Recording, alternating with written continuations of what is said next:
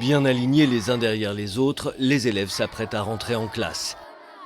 Âgés de 4 à 18 ans, ils sont tous les enfants d'éleveurs Peul, installés dans la réserve de Kachia dans le centre du Nigeria. La particularité de cette école, l'emploi du temps est flexible pour permettre aux enfants d'aider leurs parents à s'occuper des troupeaux.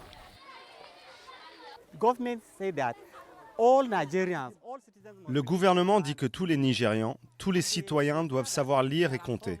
Il considère que certains enfants ne peuvent pas aller à l'école à cause des élevages familiaux. C'est la raison pour laquelle ils ont créé cette école nomade.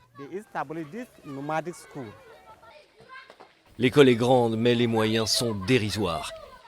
Les 800 élèves n'ont pas de pupitre, pas de chaise ni de stylo, et ils doivent se partager 4 professeurs. Youssouf a 16 ans et il est en CM2. Malgré la précarité de l'enseignement, il nourrit de grandes ambitions. Je veux devenir un gouverneur pour aider les gens et améliorer l'éducation. Je veux aussi construire des hôpitaux avec des docteurs pour soigner les gens dans les villages et régler tous les problèmes que l'on rencontre ici. L'accès à l'éducation des éleveurs Peul est un immense défi au Nigeria. Le gouvernement promet depuis des décennies la construction d'autres écoles adaptées à leurs contraintes. Mais les établissements sont rarement construits et quand ils le sont, il manque de tout.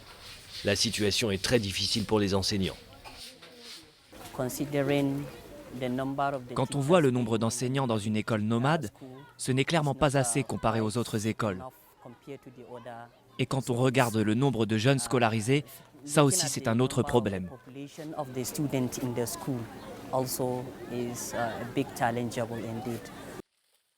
Sur les 10 à 15 millions d'éleveurs Peul que compte le pays, plus de 3 millions d'enfants ne vont pas à l'école. De nombreux jeunes illettrés n'ont pas envie de reprendre les cheptels familiaux. Les statistiques n'existent pas, mais le taux de criminalité au sein de la jeunesse Peul a explosé ces dernières années. Beaucoup d'entre eux sont recrutés par des gangs pour voler du bétail ou participer à des kidnappings contre rançon. Une situation alarmante dans un pays où le chômage et le travail informel restent la seule issue pour beaucoup de jeunes.